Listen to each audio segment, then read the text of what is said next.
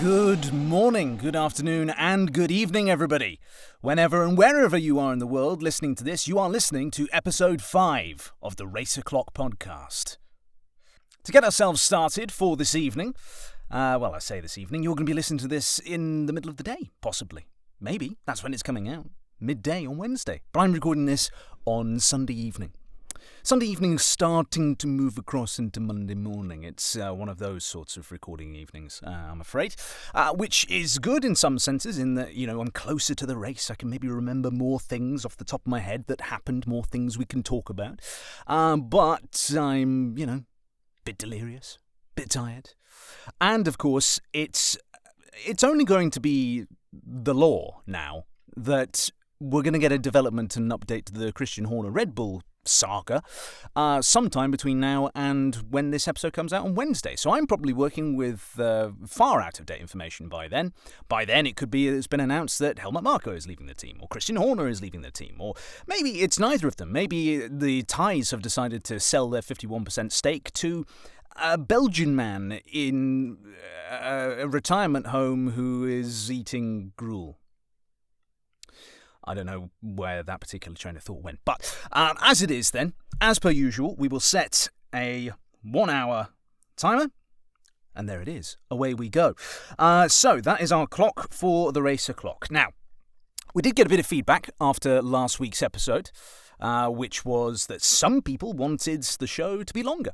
Some people wanted it to stay as an hour. So I think for the time being, we'll keep it as an hour. And then when we start to build out the show a bit more, when we start to get things like guests who are being interviewed and we'll do call-ins and other bits and pieces like that, that's then when we might then start to have the show extend out ever so slightly in terms of length. I think that we probably won't go any longer than an hour and a half, because I personally think that anything beyond that, you're going to then start to get into sort of dangerous territory as far as people having the time commitment to listen to that. It could be that we end up repeating ourselves. It could get boring, whatever it happens to be. So we'll try not to ever go beyond that, but as a standard episode, we'll try and stick it to this 1 hour of discussion. So, all said and done then, Saudi Arabian Grand Prix, race number 2. It's done, we've had it, and it was a mixed bag. Only 25 overtakes in the race, but I feel as though it was still a good race. And I think that's something which an awful lot of fans right now are, newer fans in particular, are maybe struggling to come to terms with a bit, in that you can have good races that don't have an enormous amount of overtaking. You go back to a time like the San Marino Grand Prix, 2005, Imola. You had there the last race, I believe it was, of the F2004. I was about to say SF2004, but that wouldn't have been right because that's not what Ferrari called their car. I believe it was the last race of that particular car. Because Ferrari had continued to use that car in the first few races of 2005 before their 2005 machine was ready. So it could have been the last race of the F2004, but it could also have been the first race of 2005's car. I forget off the top of my head. But fundamentally, it was really the first time all season long that Ferrari had looked competitive. And so much so that Fernando Alonso ended up being in a 2-horse race with Michael Schumacher, reigning 7 times Formula One world champion against the as yet 0 champions, driver Alonso at that time, of course, 2005, the first year that he won a championship, of course. And you have to go back to that race, you have to think as sort of how things got established. And at that point, we'd had various strategy calamities for BAR and Jenson Button, and then you'd also had things like, of course, the inevitable retirement of Kimi Räikkönen in that race, which became something of a running theme throughout 2005. The McLaren was the fastest car on the grid by some way, maybe not in the first few races, but over the course of the whole season, the fastest car without a shadow of a doubt. Won 10 races in a 16-17 race season. But it was a glass cannon. It was a car which frequently would blow itself to pieces almost as often as it won races. And so, as a result of that, it had gone kablamo. And that meant Raikkonen was out the race from a rather healthy lead. So that then leaves Alonso and Schumacher. And they then went lap after lap after lap, nose to tail. Alonso defending for all he was worth, fending off the occasional attack from Schumacher. Schumacher trying it here, there, everywhere, inside, outside, going deep, trying to go for a switchback, all of these sort of different things going on. But eventually, the checkered flag came out, Alonso crossed the line, and he managed to get what was, at that point in time, I think, one of his greatest victories in the sport. Now, you go back to that period of time, and of course, not very much overtaking as a general rule. No DRS, no electrical deployment systems to give you an extra boost of horsepower like IndyCar's push to pass, or KERS as it became in later years in Formula One when hybrid technology first started to come onto the scene. And, it's still regarded as one of the greatest races ever. You can look at races like the debut year of Jean Alesi, and when it was around one of the US street circuits against Ayrton Senna. He was in a terrible old Tyrrell, and he was fending off Senna corner after corner, lap after lap, doing a brilliant job. Not much overtaking happening, but a great scrap. And I think we got that in a number of places in Saudi. And it was something which was really interesting to watch. Start to finish, I think. I think it was notable that, once again, Charles Leclerc did not have a particularly good launch off of the line. That allowed Perez to then come alongside him, but then we got some good battling between those two through the first few corners. Leclerc ultimately winning out in that first exchange. Then, as time goes on, eventually he then gets passed by virtue of DRS and by losing the DRS to Verstappen, who is out in front, as usual. And then we get the safety car. Safety car comes out after Lance Stroll becomes the second retirement of Formula One this season. Although the first proper retirement, let's be honest. Pierre Gasly is technically the first retirement of the year, but he retired at the end of the first lap because of mechanical issues. And that's a whole separate thing that we'll come to later on. That is the woeful state of Alpine. A punching bag I'm keen to hit at least once an episode. But in terms of all of that, we go through this period of safety car, and then, of course, majority of the field pits, but there are then some drivers who elect to stay out. In particular, towards the sharp end of the field, you had Lando Norris and Lewis Hamilton. Now, you could argue that was because those teams didn't really have too much to lose. They knew they had the pace advantage over the Astons behind. They weren't as quick as the Ferraris and the Red Bulls in front, so they were occupying a bit of a no-man's land with one another. And, of course, the pit lane was then becoming very, very busy. You would be risking a double stack in a situation where it might not be doable to come back out in the same position you came in. So, in that sense, it kind of made sense. And this safety car was called at lap 7 or 8, I believe it was. Around there, at least. Stays out for a few laps, and then we get racing again. So, essentially, Norris is on slightly used medium tyres, and Verstappen and co. behind are on fresh hards. Lando Norris then is able to hold off Verstappen for a number of laps before he's eventually overtaken.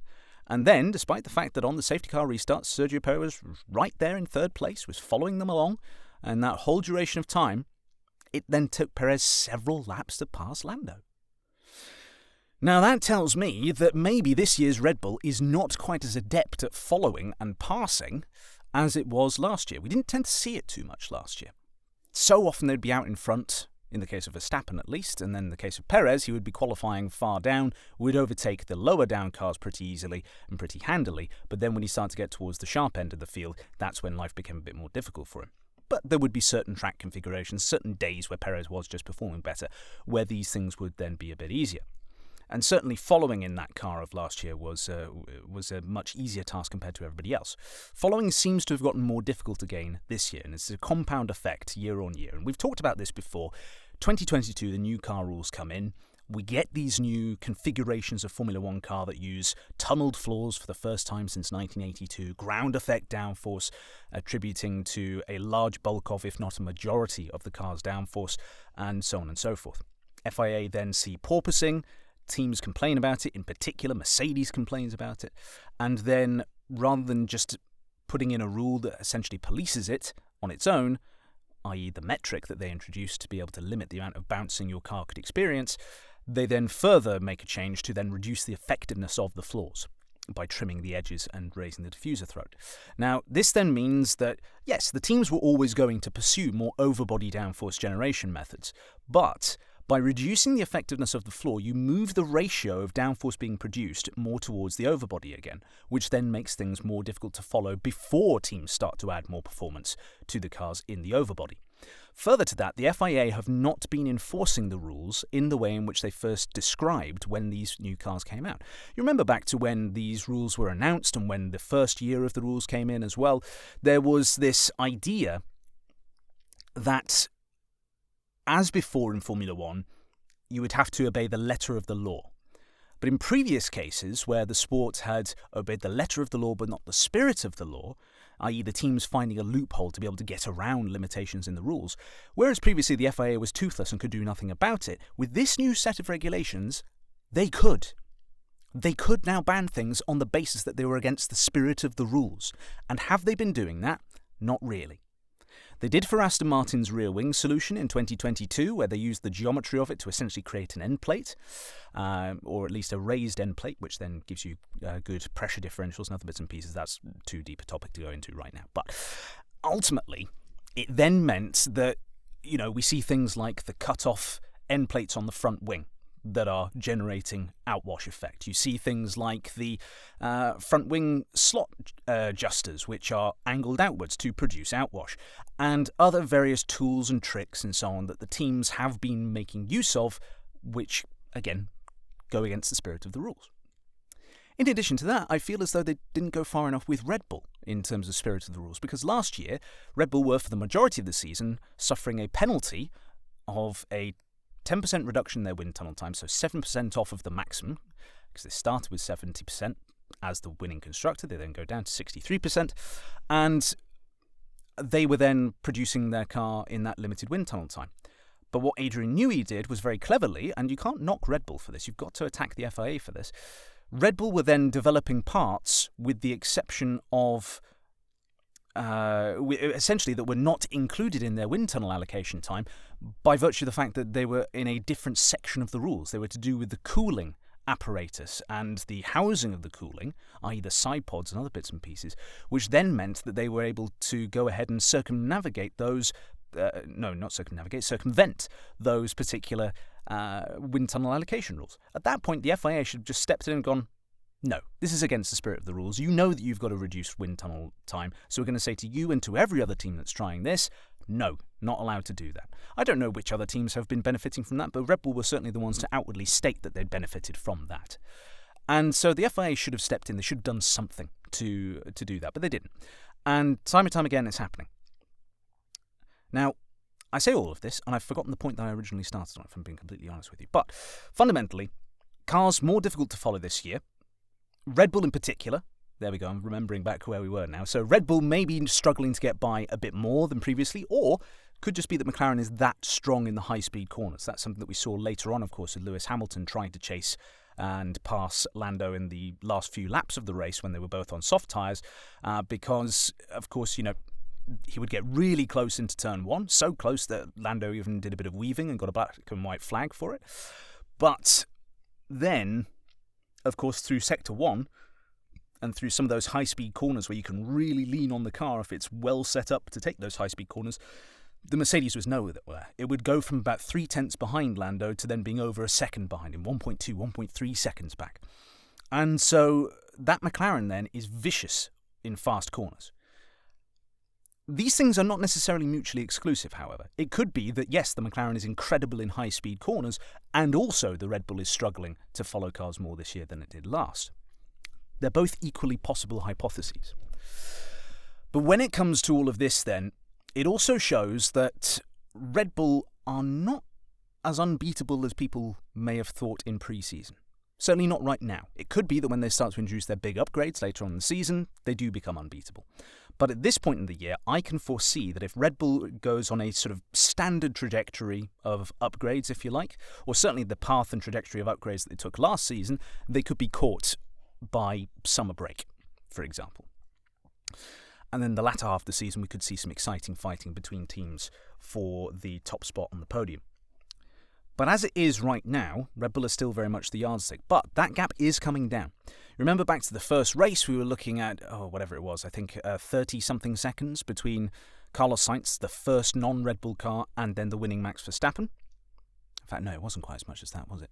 No, I think it was about 25 seconds, wasn't it? Yes, because Perez was about 22 behind, and then Sainz was about 2 or 3 behind him. So yeah, something in that region, 25 seconds.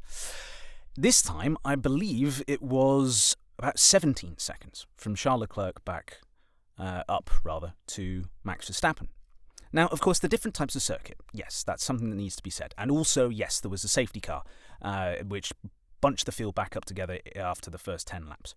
So effectively, we got a 40-lap out of 50-lap race, with Red Bull being able to disappear off into the distance. But, of course, didn't quite disappear off into the distance because they were held up by Lando a little bit at the restart.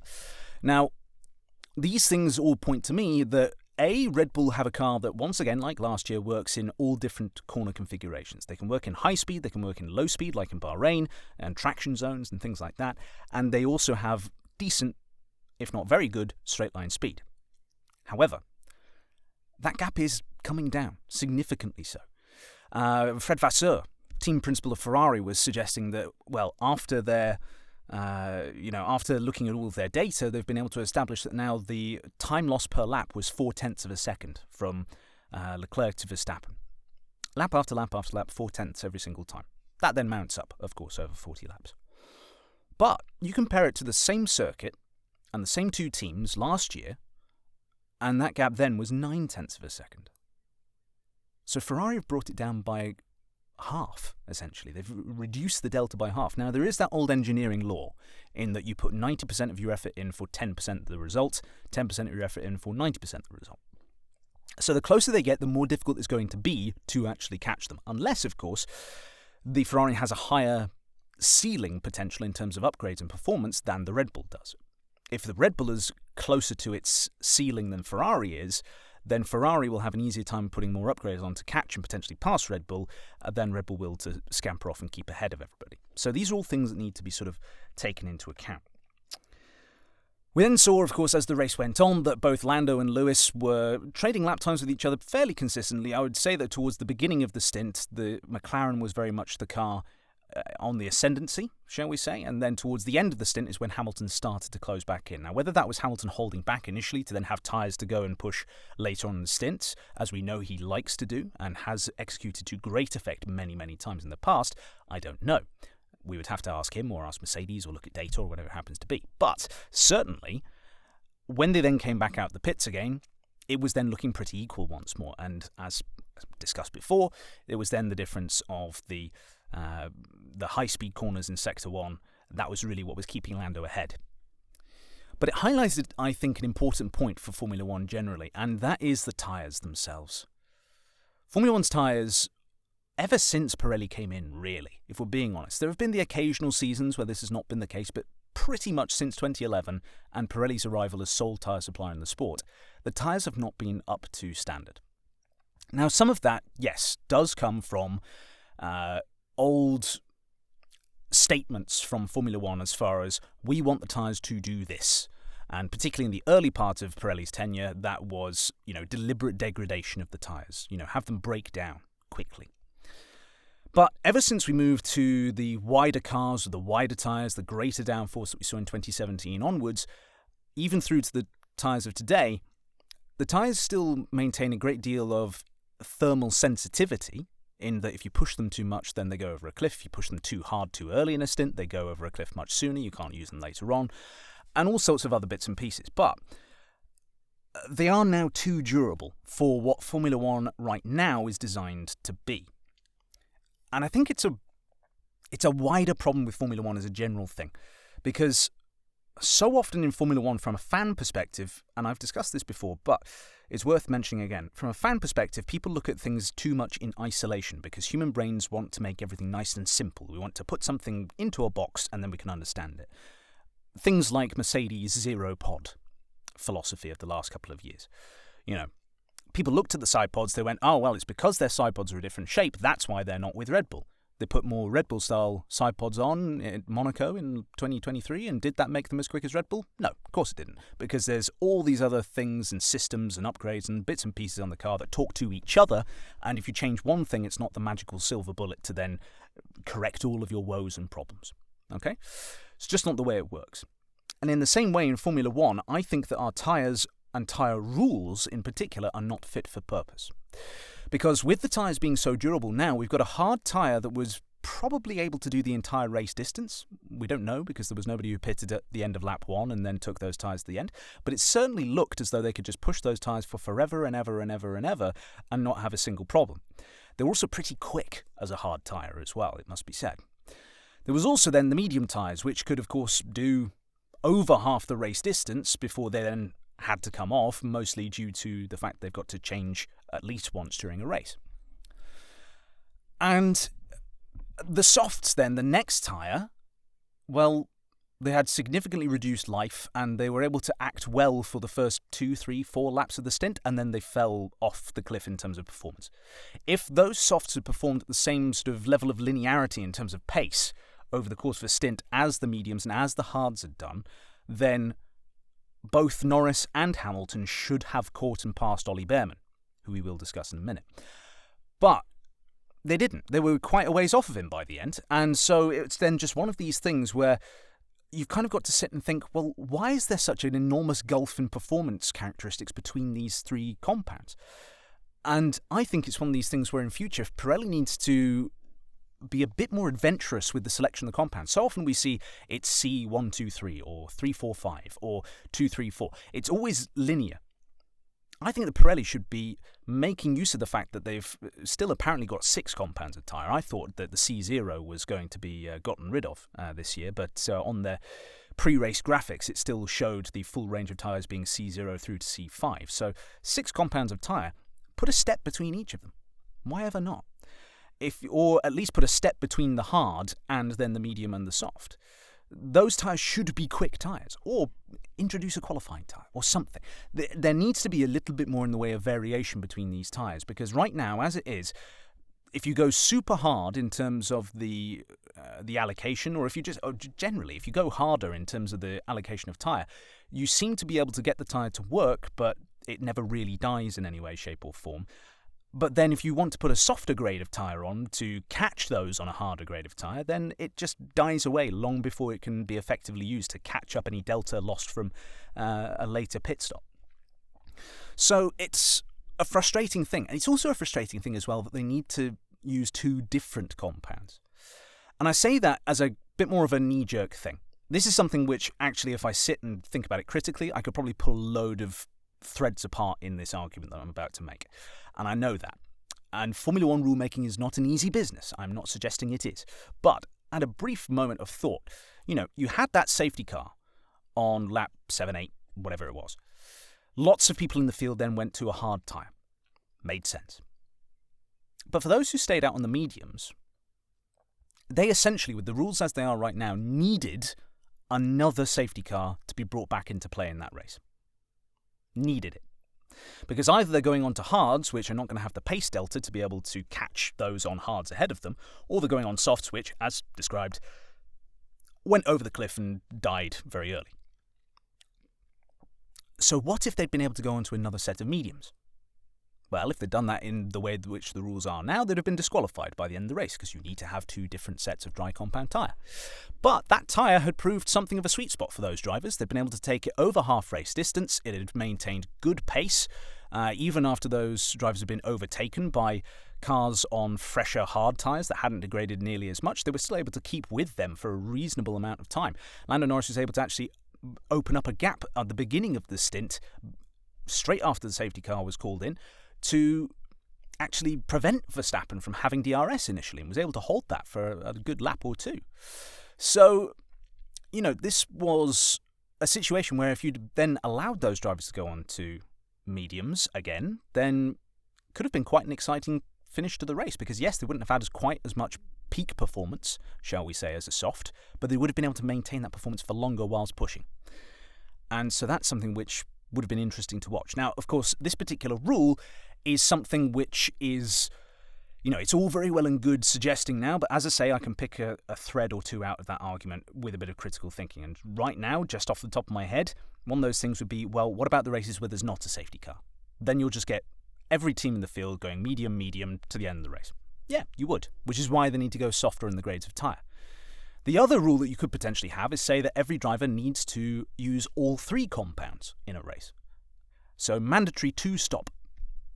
Because then in that situation, those who go onto the hards during that early phase of the race, well, they need to go onto softs again sometime before the end. Those on the mediums, they can then elect whether they go soft quick stint in the middle of the race, hards, or onto another set of softs by the end. An additional pit stop then means that potentially got more cars then in positions to fight one another, because with fresher rubber you can lean on that mechanical grip even more, you can push the car, you can push in a fight with somebody else, and then if somebody makes a mistake in the fight, potentially you've then got the excuse for another safety car to come out, and then that throws the strategy into a loop again.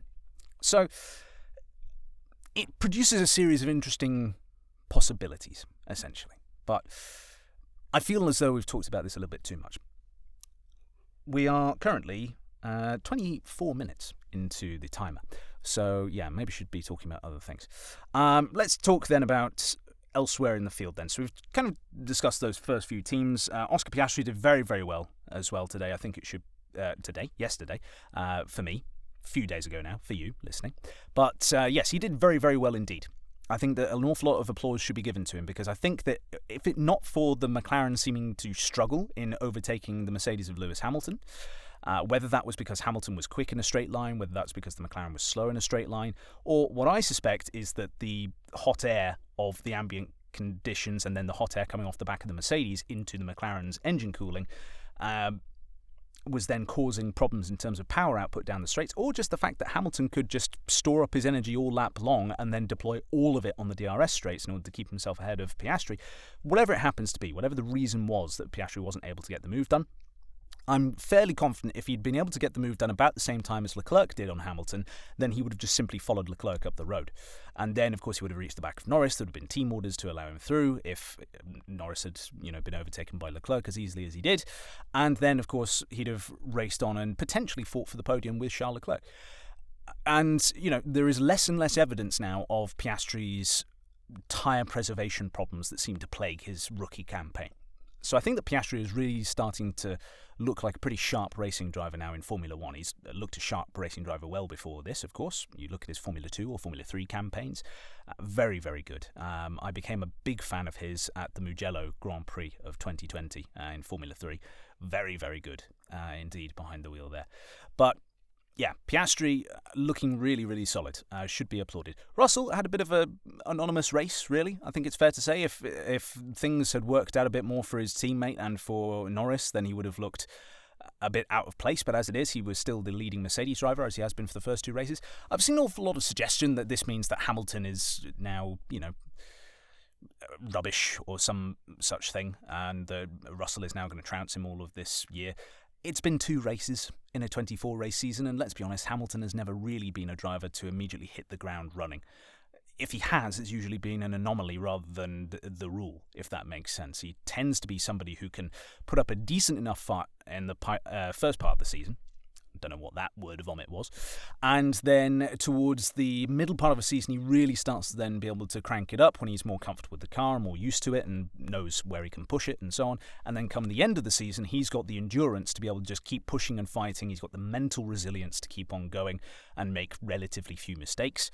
And that's where he really has been able to gain some of his championships, where he has been in a fight with somebody. So I think that Hamilton, it's far too early to be drawing any conclusions just yet. If he is behind Russell for the rest of the year, then it could just be that A, he doesn't get on with the car, or B, he's already mentally checked out and he's already just thinking about Ferrari because he knows he's not going to win in championship in this car this year. So could be an awful number of things. Yes, I'm a Lewis Hamilton fan. Sue me. We then had Fernando Alonso, of course, in that mix as well. He finished just ahead of Norris and Hamilton, of course. He finished in 5th place, I think it was. 5th or 6th for him. In fact, yes, I think he was 5th because he was just ahead of Russell, wasn't he? So, yeah, very good race for Alonso. Very good race. That Aston was not particularly quick in a straight line. So at a circuit like Jeddah, it could have been under a significant amount of pressure. He was overtaken by Piastri in the beginning of the race, and then Piastri sort of disappeared up the road a bit from him. But Alonso was still holding his own pretty well. He was Fernando Alonso. What else would you expect? He's, as he said in his call-in with us the other week, though not Fernando Alonso for legal reasons, he is one of the greatest drivers the sport has ever seen. And there's more and more and more evidence that mounts for that particular claim every time he steps into a racing car. he's just magical. He's a brilliant, brilliant driver. And yes, I'm feeling very comfortable in my Alonso chair. Thank you. Elsewhere down the field, of course, we managed to see a first point for Haas as well, with a good bit of coordinated teamwork between Hülkenberg and Magnussen. I've seen some suggestion online that this is a untoward thing, or that this shouldn't be allowed, and I'm sort of thinking, what are you going to do? Tell the driver that, you need to speed up, otherwise you're going to be penalised. Well, the driver will just turn around and say, no, this is as fast as my car can go. You won't be able to tell the difference. You won't be able to say to them that they're wrong. And it's teamwork. It's part of the game in Formula One. If he's going slowly, then pass him. That's, put up or shut up, fundamentally. I don't like some of the moves that Magnussen did in that race. I think that there were some instances where he went up to, if not over the line, in terms of aggressiveness and fairness to other drivers, and certainly making contact with Alex Albon, for example. Not a particularly good look. But, we've seen teams do that before. We think back to Monaco last year, for example, when the McLarens were nose to tail, and then Oscar just started to back off lap after lap after lap, opened up a gap so then Lando could pit, come back out ahead of his teammate, and then therefore be free of the chasing pack. We've seen that plenty of times in Formula One. Happens all the time. And so to suggest that that should be in some way regulated or banned or whatever it happens to be, frankly, I think it's just coming from a loud minority of fans who felt hard done by because their particular team or driver was not able to get past Magnussen. And I think that's just it. But yeah, Magnussen and Hülkenberg worked well together, and Haas, it's looking a more and more and more actually decent beginning to the year for them than they anticipated. Komatsu, the team principal, was suggesting, of course, that, yes, we'll definitely be at the back. It's not really been the evidence thus far. That Haas looks pretty quick in qualifying, as has been the trait of that car and that team, really, for the last several years. We could go as far back as 2018, 19, to see that sort of characteristic in their cars, and every year since as well. But in terms of their race management, it does seem to be getting much better, and I like that for Haas. Haas have frequently been the butt of jokes. They've been the ones who have been lambasted as, quote, not a proper team, and all that sort of a thing, those accusations that get thrown at them from time to time. And in times gone by, I would have agreed with some of those accusations. They essentially sacrificed their entire 2021 to focus on the 22 car, and it was still not particularly good. They have this close technical partnership with Ferrari, and yet they're never in anywhere near the same ballpark as Ferrari. They're not even near the front of the midfield. Which, if you're getting Ferrari parts and, ex-Ferrari engineers and designers and things like that, then you should be doing better. Gene Haas, in that sense, was right in all the pre-season talk of him firing Günther Steiner, and the difference being that ultimately, Gene thought that everything was going wrong and they were not using their resources that they had effectively enough, and then Günther saying that, they could be doing more and they could be doing things if they change the way that they do things. I think that there is, like many things in life, a happy space in the middle where both are true and both are wrong, and in that space is where Haas actually should be aiming for. But given that they've now got this leadership that is focused very much in a data-driven direction, as opposed to maybe you could argue a bit more of a commercial-driven direction under Steiner's leadership, and you can understand the reasoning for that. There was frequently periods of time during his tenure as team boss that the team was in financial peril, essentially. It's not until the cost cap came in is when finally those troubles were really sort of alleviated. But then obviously it's all the damage done in terms of lack of infrastructure or lack of experience or lack of talent or whatever it happens to be in the team in the previous years. That then all sort of comes home to roost at that point. So then that's where we've seen a fairly underwhelming 22-23. So Haas seem to be a little bit on the ascendancy now. Not entirely. I'm not suggesting they're going to be challenging for wins and championships and anything anytime soon. I don't think that at all. I don't think they're even going to be in podium contention. I mean, they've got Hülkenberg on their team for one thing, so they're definitely not going to be in podium contention with one of their cars. But it's nice to see, I think, is essentially what I'm driving at here. It's nice to see that this team that had written itself off at the start of the year is actually starting to find a little bit of good to celebrate. And they've scored a point. They're not going to have a pointless campaign. Not that they did last year. Every team scored a point last year. But, that would be the ultimate shame for any F1 team. especially these days when the field is so closely knit together. And, everyone has that opportunity to score points if they just get a weekend right, essentially. And it suits their car, suits their drivers. So Haas doing very well. We then had elsewhere in the field, I'm not really going to discuss many of the other teams outside the points, to be honest with you. There's not really much there that I particularly want to talk about.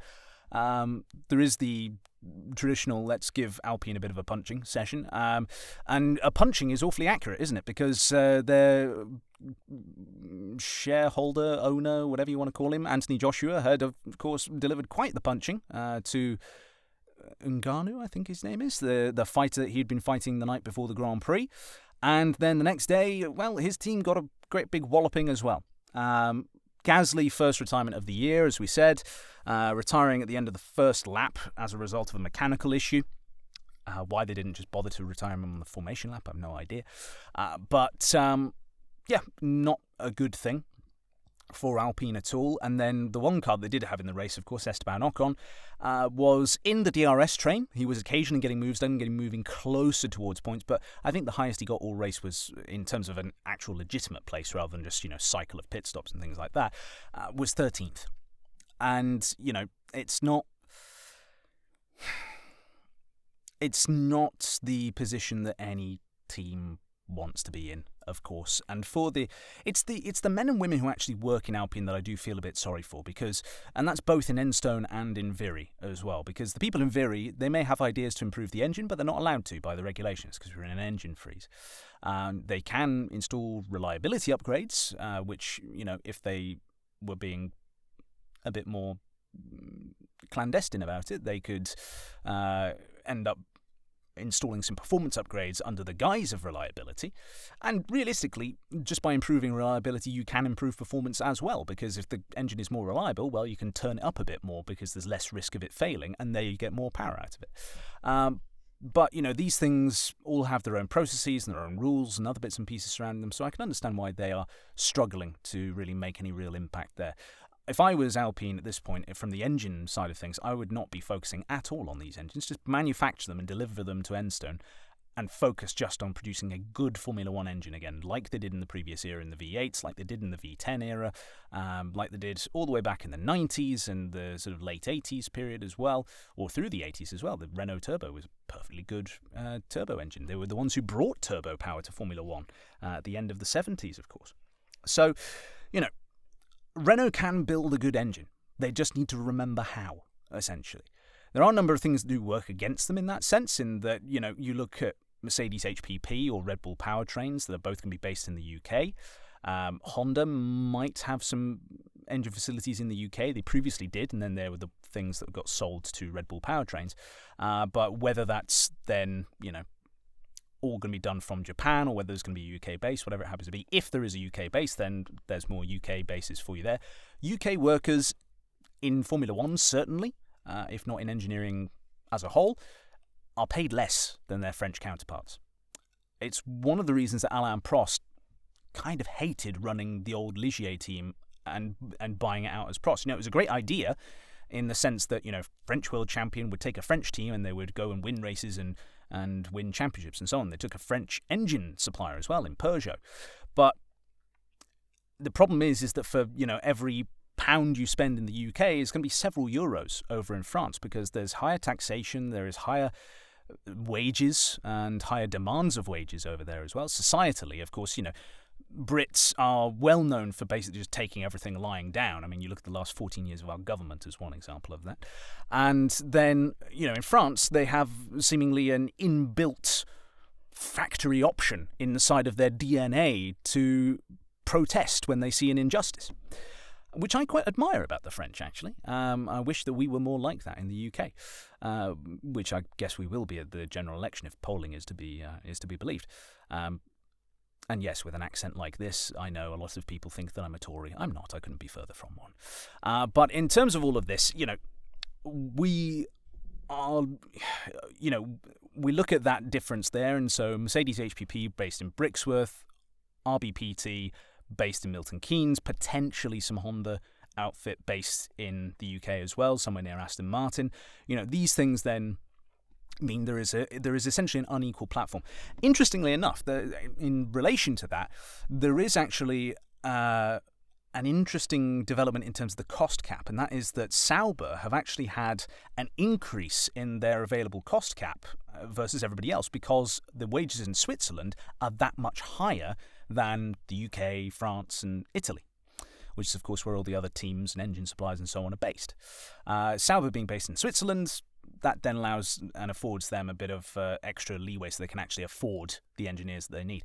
I read something online, which I'm not sure if it's actually true or not, but someone suggested that, there's somebody working at a Formula One team is going to be paid about £28,000 if they're in the UK, and for the equivalent standard of living, you'd need to be paid £48,000 in Switzerland. So that gives you maybe some idea as to why they needed that increase in the cost cap, amongst other things. So that's as far as Sauber is concerned. There we go. We talked about Sauber briefly there. Sauber actually is an interesting point from a technical perspective because, of course, James Key has instigated the suspension geometry change and layout change that we talked about an awful lot after the pre-season testing and run up to the first race. And that is that they've gone to that pull rod at the front, push rod at the rear, which is what McLaren have done, it's what Red Bull have done, and now, by virtue of buying Red Bull's parts, RB has done as well. And that, plus the fact that Ferrari are the opposite, they've got push rod at the front and pull rod at the rear, is a good indicator that, again, these parts are not necessarily the be-all, end-all. They're not the silver magical bullet that then gets you performance in Formula One, because Sauber are nowhere at the moment. They're consistently out in Q1. They're not threatening for points at all. You compare that to the beginning of this regulation cycle where they were able to challenge for points in the early part of the season because they were able to get the weight down in their car and therefore be able to do good work with ballast and other weight distribution and be able to have easier time on the tyres and other bits and pieces like that. All these things then result in Sauber just being in a bit of a bind, really, in the sense of where they are, and they're not looking like a particularly convincing outfit at this particular time, especially not when Audi is going to be coming in the next couple of years. Audi, who have bought 100% of Sauber now. They're no longer just committing to 75% of it, but 100% has now been bought out. So I believe that means that Finn Rausing is completely gone now. And so it is an entirely Audi-owned outfit, which is interesting. But yeah, it's an interesting thing to look at and observe in that they're not progressing up the grid automatically because they've got the quote-unquote right suspension layout. Of course, there are then some teams who have gone for just push rod front and rear in order to get a sort of halfway house solution. But those teams are also not doing as well as Red Bull. So that's that. We've got 18 minutes and 50-odd seconds to go. So let's answer some questions, because I am getting to this point far later in the podcast than I usually would. Let's take a look at the questions for the podcast. We got some in on the Discord server. So if you're listening to this and you want to ask your questions in the future, next week's episode I will record on the Tuesday.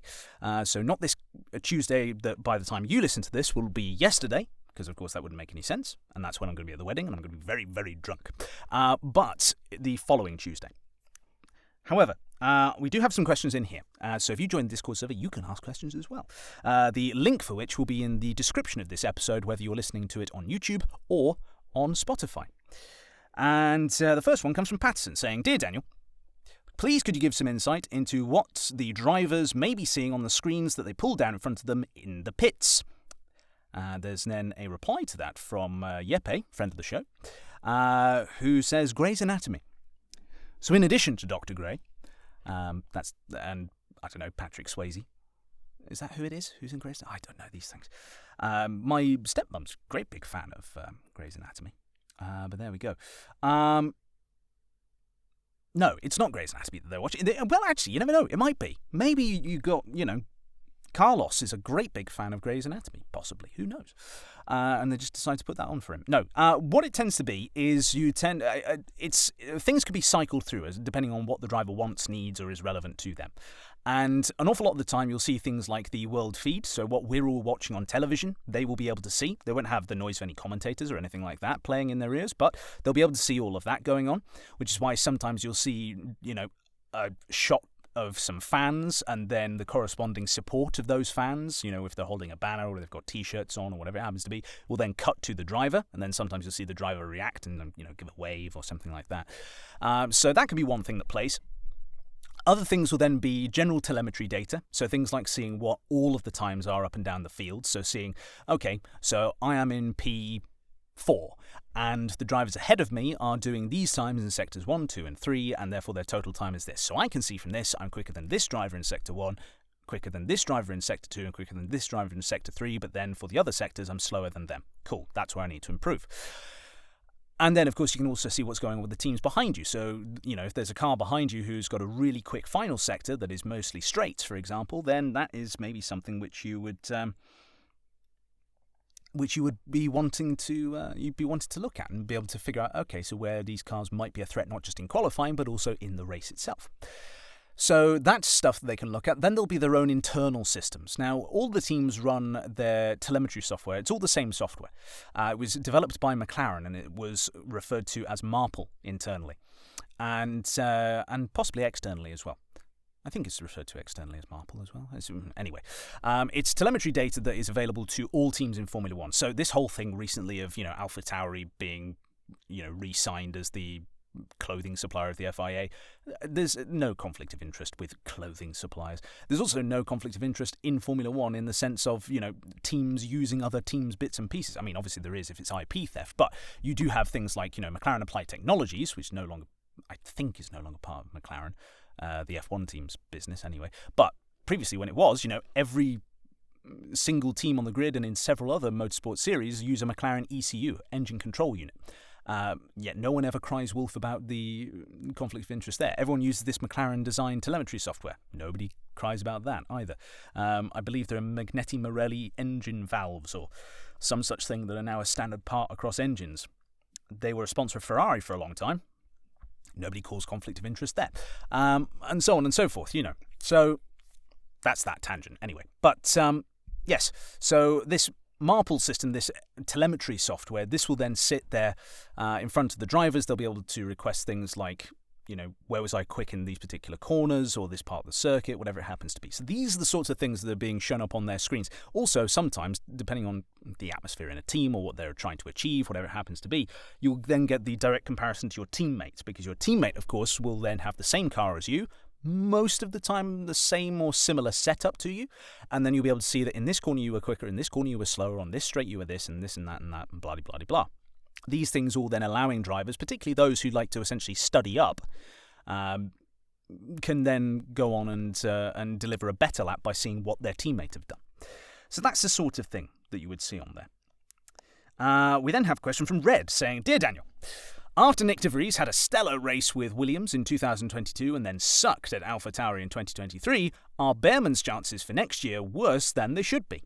That's someone I didn't talk about in the race recap. Okay, that's good that he's brought up because I would have forgotten about him otherwise. And it would have been a horrible injustice to do so because Ollie Bearman, star of the show for me in Ferrari. Comparing the two is difficult because with Nick de Vries, he was the reserve driver for all of the Mercedes-powered teams that year, I believe, certainly multiple Mercedes-powered teams. And he was well integrated into all of them. He had driven all of their cars in the sim. He'd driven some of them in free practice sessions as well by that point. I think by the end of the year, he'd driven all of them in free practice sessions. And so on. Now, I'm not suggesting that Ollie Bearman was not any of these things, because he certainly would have been for Ferrari. That's why he was the reserve driver. That's why he was put in at the last minute. And if I'm being completely honest, I forget off the top of my head as to when in the weekend de Vries was drafted in. I don't know whether he was like Bearman, given a just one free practice session and then straight into qualifying, or whether he got the whole weekend. I get the feeling it was the whole weekend, but I could be wrong there. I'd take that with a pinch of salt. Quick Google for you all to be able to sort that out. But in terms of that, I think that maybe de Vries' comparison is one that's not necessarily fair. I think that because de Vries, there were higher expectations placed upon him. And that was down to a number of different factors. I mean, de Vries was F2 champion. He was, I believe, champion in F3 or GT3, whatever it would have been called when he was racing in it. He had been Formula E world champion as well. He had done quite well and had a storied long career. Bear in mind, Ollie Bearman is 18 years old, and Nick De Vries, I think, was 28, 29, maybe. I could be doing him a disservice there in terms of his age, but I believe he was in his late 20s, essentially, when he made his F1 debut for Williams. So there is a wealth more experience there. Weeks in Formula One is a lifetime, so, imagine having a general racing career for an additional 10 years. That is worth an awful lot to a driver.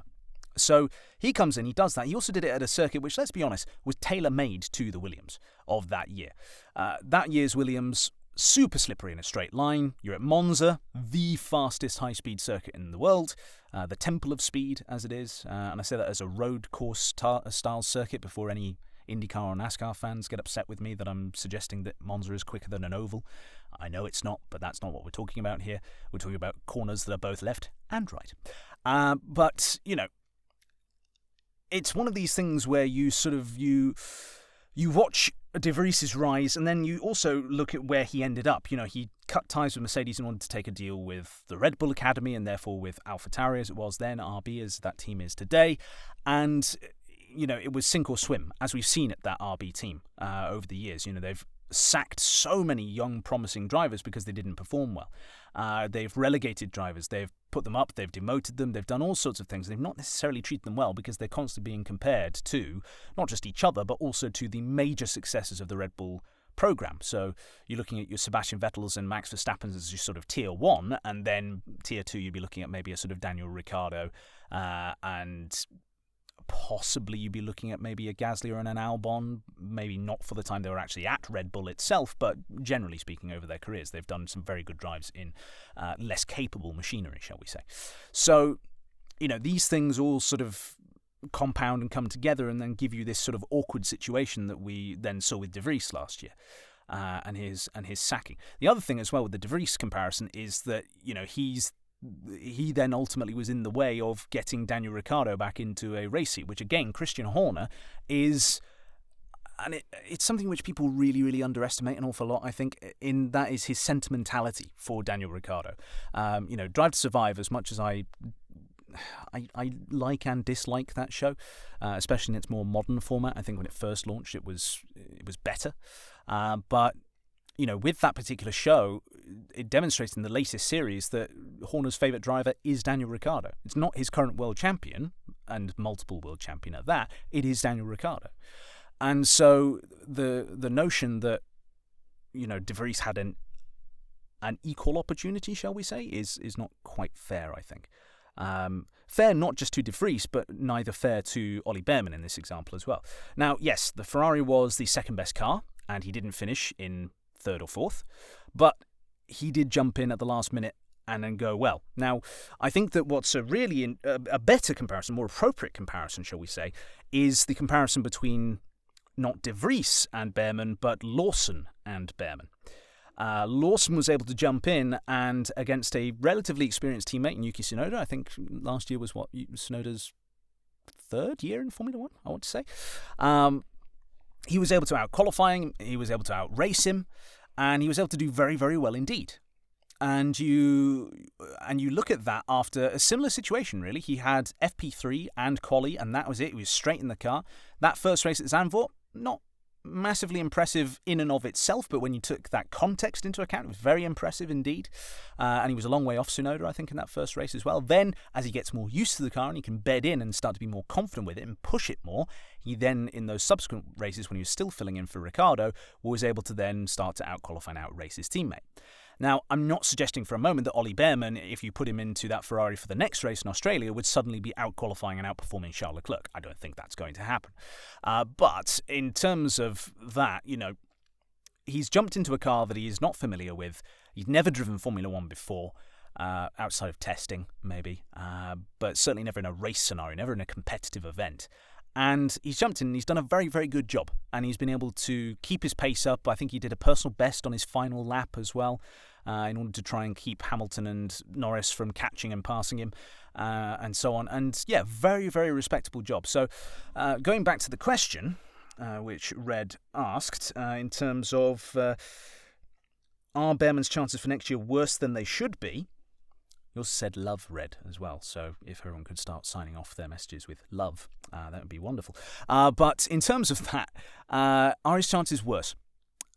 I'm not entirely certain what you mean by that, but in terms of that, I think that he is something of a poison chalice if he were to come into Formula One next year. And I say that not because I doubt his abilities, but I doubt the car that he would be placed into, which would be the Haas. And the Haas is not a kind car to rookies. We've seen that in their previous iterations with Mick Schumacher and then with Nikita Mazepin before that, though frankly you could put Mazepin into anything and he would make it look as though it was undrivable.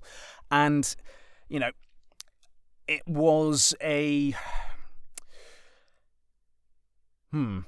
Yeah, I think it's a sink or swim scenario, because and realistically more likely to sink, because in all honesty, he's probably going to replace Magnussen if he does go into the Haas next year. Haas, remember, will be the only Ferrari customer from 2026 onwards, so the likelihood of them placing him at Sauber, which is now an Audi-owned thing, is very, very low indeed. And that's what they would have done in times gone by, of course. It's what they did with Charles Leclerc. But I think that possibly with the new leadership at Haas, it might be an easier environment than it would have been previously with Mick Schumacher and under Günther Steiner. And in addition to that, of course, with Haas's new data-driven approach and them trying to maximise the opportunities to develop the car for race pace and not overcook the tyres and this and that and the other, maybe actually we would find that he'd be in a better place. But I think what would be really interesting is if next year we get to see Behrman in the Haas and Lawson in the AlphaTauri, and the RB rather, and that those two cars be a relatively similar pace, and then see where the two of them stack up versus one another. Everyone will be looking, of course, to the teammate comparison, but let's be honest, no matter which driver either one of them replaces, they're going to be sat alongside a very experienced, very quick driver, and so, you know, it's not something which they're going to be able to crack on with all that easily, shall we say. Final question then comes from friend of the show, Sam Cooper, aka Dr. Stark. And Stark asks, Dear Dan, Red Bull last year managed to get around its aero restrictions as cooling is not part of the aero restrictions. He then cites a link. You can never tell that he's a scientist, could you? If they are using some of the vents and ducts for things as well as cooling, could they be using this as a way to gain wind tunnel time over their competition? We talked about this earlier on. So that's what they did last year, and yes, it allowed them to gain extra wind tunnel time over the competitors then. I could see them doing it again now. And yeah, there is an awful lot more in the way of openings and vents and so on that Red Bull, I was about to say that RB, that Red Bull this year than last year. There's of course the traditional side pod inlet, the horizontal one that is beneath a winglet this time instead of above one, as we saw last year. There's then the vertical slot, which runs along the edge of the chassis, which people have guessed. I will qualify it as a guess because there's no evidence just yet that this is what it's going to be used for. But there's a guess that this will then be converted into a zero side pod come the big upgrade that's coming for Red Bull, allegedly. That's going to be apparently dropping around Imola sort of a time. And the other thing as well is that they've then got those cooling inlets just over the driver's shoulders, just behind the cockpit. These then lead down the sausages or the cannons or the whatever you want to call them. I'm not going to say what the other thought in my head was.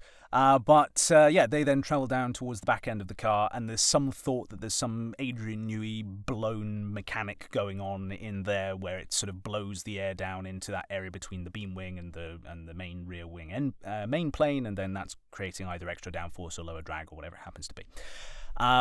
But these things all could be explained away as cooling. And then, yes, the byproduct could be that you're then getting extra thing. It's like what we mentioned earlier on when it comes to the reliability of engines. If you make an engine more reliable, you can then get more power out of it because you can simply crank it up even more, essentially. That's a very basic way of describing it, and there is someone that hopefully we'll be speaking to in the relatively near future on the podcast who works in engine development, not in Formula One, but in supercar engine development, who we could ask that sort of a question to. But that's certainly